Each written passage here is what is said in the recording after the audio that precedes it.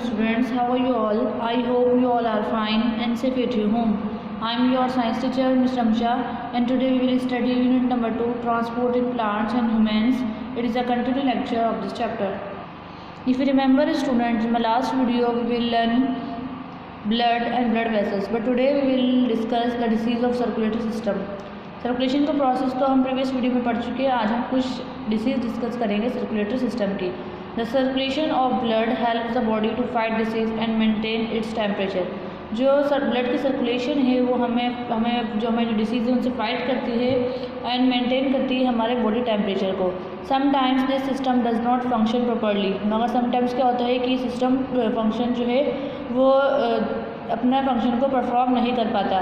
The main problem related to heart and this system does not function properly. The main problems related to heart and blood are hypertension, high blood pressure and heart malfunction, heart attack and heart failure. आपके पास जो main problem है heart की और blood की वो क्या, hypertension जिसे हाई ब्लड प्रेशर कहा जाता है, एंड हार्ट मेलफंक्शन है जिसे हार्ट अटैक और हार्ट फेलियर कहा जाता है. There are some other diseases like asthma and diabetes. आपके पास कुछ और जो है वो डिसीज है जैसे एस्थमा और diabetes. We learn about asthma in earlier lesson. Let us study the other in this unit. हम एस्थमा के बारे में तो प्रीवियस यूनिट में पढ़ चुके हैं. अब हम कुछ नई डिसीज़ के बारे में पढ़ लेते हैं सर्कुलेटरी सिस्टम की. सबसे फर्स्ट डिसीज़ क्या है आपके पास, hypertension. Hypertension is commonly known as high blood pressure. Hypertension को जो है वो हाई ब्लड प्रेशर कहा जाता है. The average blood pressure of an adult is 120/80 mmHg. जो एवरेज ब्लड प्रेशर है एक एडल्ट का वो क्या है स्टूडेंट्स, 120/80 mmHg है. It is the pressure exist this average a person is said to be hypertensive.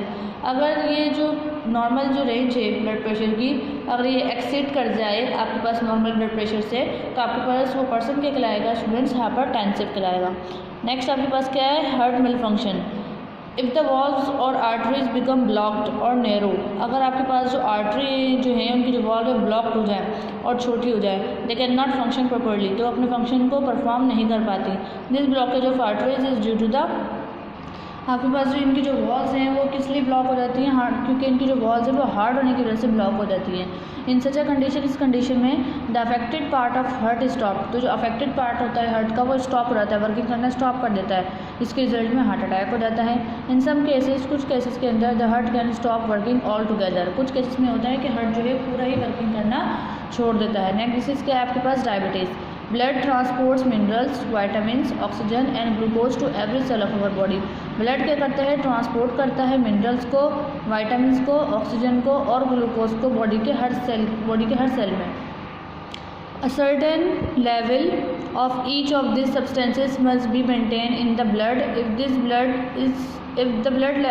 this level is not maintained, several diseases affected the body. यानी कि यहाँ पर ये बताया जा रहा है कि ये जो लेवल है इन तमाम सब्सटेंसेस का ब्लड के अंदर एक मेंटेन क्वांटिटी के अंदर रहना चाहिए.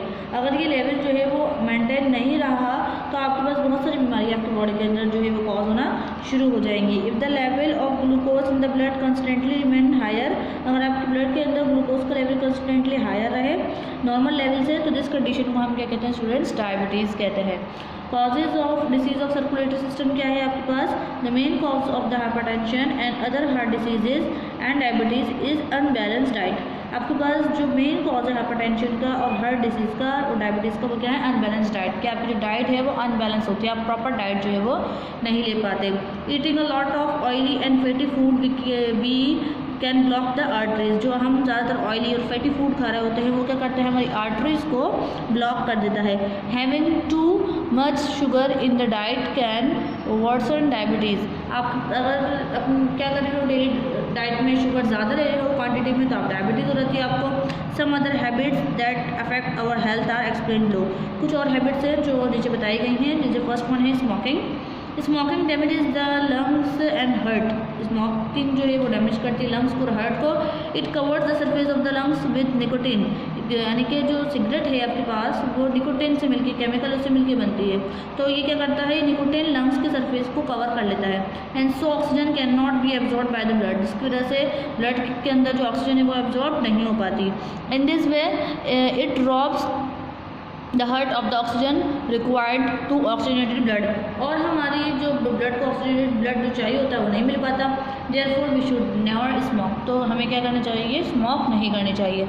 Having excessive sodium in our diet, अगर हम ज़्यादा सोडियम को अपने डाइट के अंदर ले लें तो भी आपके पास डिसीज़ जो है ये डिसीज़ है आपके पास। Too much sodium in the diet increases hypertension, यानी कि अगर आप डाइट के अंदर सोडियम ज़्यादा ले लें तो भी आपको हाइपरटेंशन हो जाती है। Sodium is present in salt, sodium जो है वो सॉल्ट के अंदर प्रेजेंट होता है। Too much salt in food we can heart diseases, अगर आप ज़्यादा सॉल्ट का इस्तेमाल करेंगे तो आपको हर्ट डिसीजेज हो जाएंगी। Processed food, time, can, preserve food also contain a lot of salt to keep the food fresh. जो टाइम कैन के अंदर जो फूड होते हैं, जो प्रिजर्व फूड होते हैं ना, उनके अंदर जो है वो बहुत ज़्यादा सॉल्ट होता है फूड को फ्रेश रखने के लिए। This can also increase hypertension, जिसकी वजह से इंसान के अंदर हाइपरटेंशन कॉज होती है। We should eat a diet that is low in sodium, आपको कोशिश करनी चाहिए कि आप वो डाइट लें जिसके अंदर सोडियम लो क्वांटिटी के अंदर हो। We should mostly eat fresh food instead of preserve food to avoid contracting this diseases as well as to control them. आपको कोशिश ये करनी चाहिए कि ज़्यादा से ज़्यादा फ्रेश फूड इस्तेमाल करें, प्रिजर्व फूड को, जो रखा फूड होता है वो इस्तेमाल ना करें, ठीक है। तो आप क्या कर सकते हैं, बीमारियों से कंट्रोल पा सकते हैं उस पर, और जो है बीमारियों से लड़ भी सकते हैं। Hopefully student will understand my lecture. Inshallah we will continue my another lecture, other diseases in my next video. Till then take care and Allah Hafiz.